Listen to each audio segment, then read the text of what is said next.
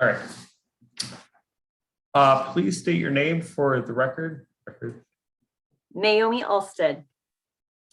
And your profession when Harry Potter came out?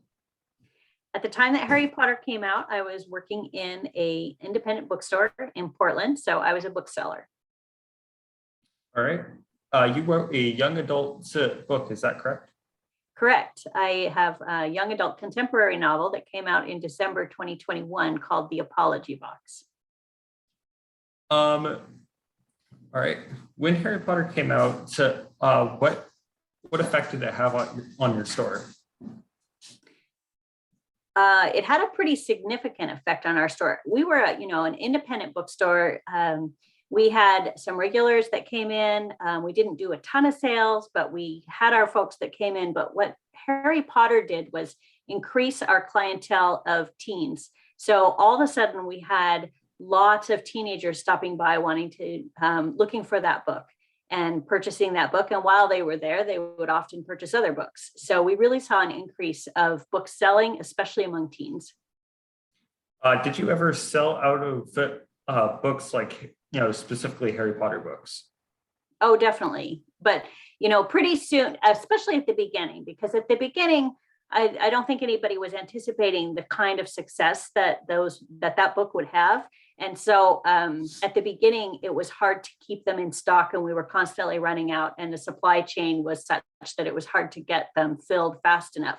But by the second, third book and beyond, then we wouldn't sell out as fast because the publisher was ready for it. All right. Did your young adult section size increase significantly? Absolutely. So before Harry Potter came out, I was working actually at another bookstore, Bookstop, which then was purchased by Barnes & Noble and became absorbed into the Barnes & Noble chain. But at that time, our young adult section was maybe, if you imagine going into a Barnes & Noble bookstore, our young adult section was maybe about half an aisle, one side, right? But after Harry Potter, what you saw was a huge increase in the number of books that were being produced for young adults, because what Harry Potter did was blow up the publishing world, because all of a sudden there was this book that teenagers read voraciously and bought voraciously and made so much money for the publisher that all the other publishers were like, oh my gosh, there's a real market here. We haven't been tapping into it. So then they started acquiring more and more books for young adults. And so all of a sudden you saw this huge insurgence of attention and volume in the young adult genre. So now when you go into a Barnes & Noble, you'll see maybe 2 whole aisles of young adult, and one of them is fantasy only. So it really did have an impact. How big of a difference do you think it had? So, right. Since Harry Potter was rejected 12 times, and then do you think that afterward there was a big difference in how young adult books were published? Or I totally messed it up. I apologize. Well, Harry Potter was rejected more than 12 times. I mean, I don't remember the exact number, but it was thousands of times. J.K. Rowling was sending that book out. It was her first book. Nobody had published books like that before. It was the first kind of Wizarding World book that really hit the market in that way. And people didn't buy it. She marketed it for a long time. And they use that with writers all the time. They're like, oh, J.K. Rowling, she was rejected 5 zillion times or whatever. And then she made it. So I can't remember the second part of your question, but it is something that changed publishing in some ways, because this message of, if you just keep at it, you can be rejected 5,000 times and you might still hit the big one and you might still get published. Well, that doesn't work for about 90% of authors, but that is something that is often told to aspiring writers to kind of keep people motivated and keep them focused on just improving their craft and to not give up. Do you think that the effects of Harry Potter can still be felt now, like beyond what you've already said? Oh yeah, absolutely. Harry Potter was monumental in the publishing industry as far as young adult fiction. So, prior to Harry Potter, you have not that much fantasy. There are some fantasy out there, like Tolkien was huge, obviously, but Tolkien was also not super accessible. Not a lot of teens like Tolkien. There were teens who liked Tolkien, but it didn't have the kind of widespread appeal. You had Chronicles of Narnia that came out in 1940 something.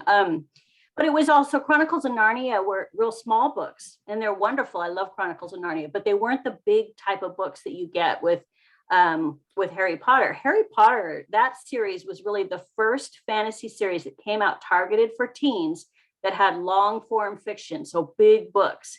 Prior to that, the publishing industry really underestimated teenagers because they thought, well, teenagers aren't going to read big, long books. They always underestimate teenagers. Teenagers voraciously read those big, long books. And since that time, there have been a number of series with quite substantial, big, long books that teenagers have just eaten up. And so we saw a real change in the type of books that were acquired by publishing companies and marketed to teenagers. And it also gave teenagers such a wider variety of books to choose from when they really hadn't had that many to choose from prior to that. But there was a lot more reading material available to them. And because of that, they also read more.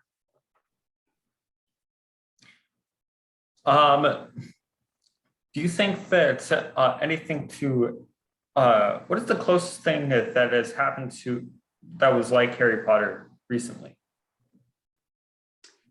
Well, I don't know about recently, because there's, Harry Potter spawned a lot of fantasy novels.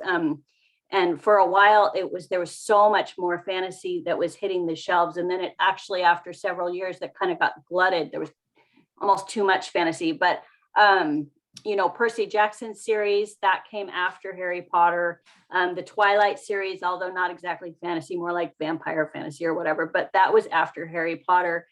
Even the Aragon series with Paolini, that was after. So Harry Potter really laid the groundwork for a lot of those series of books, and probably a lot more than I'm not thinking of right now as far as fantasy. Oh, even The Name of the Wind, Patrick Rothfuss, that series.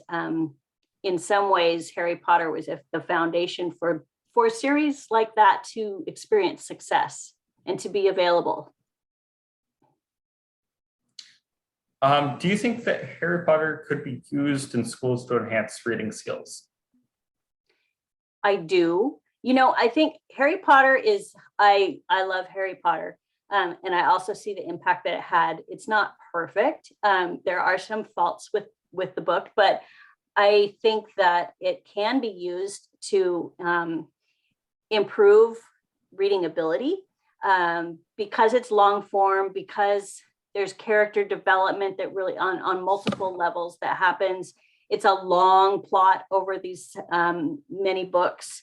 And so you really have to have kind of a higher level of comprehension and understanding and engagement with the material. And I think that really improves people's comprehension. It improves their ability to use their critical thinking skills, and it improves their vocabulary. So I do think it can be used to improve, people's ability to read and move forward in that genre.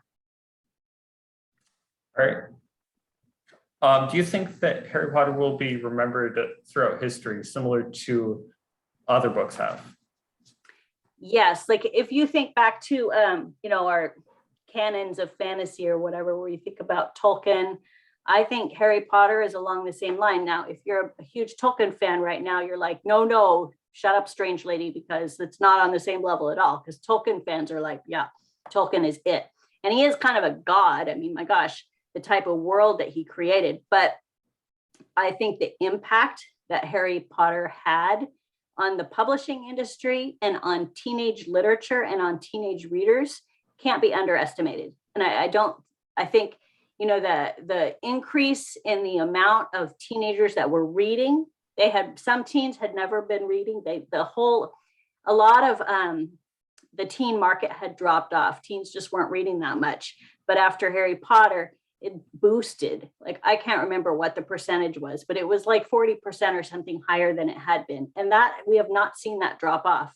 That's still going. So what happened is the people who read Harry Potter, after they finished the series, they were like, I want more. I want more of that. And so they just kept buying more stuff. Even though Harry Potter was done, they went out and found more series to read. And so they just kept on reading, and that has continued. That is all my questions. Thank you. You're Do welcome. you have any closing thoughts? I don't think so. Thanks so much for taking the time to interview me. I love talking about Harry Potter. All right. Well, thank you again. Bye. Adios.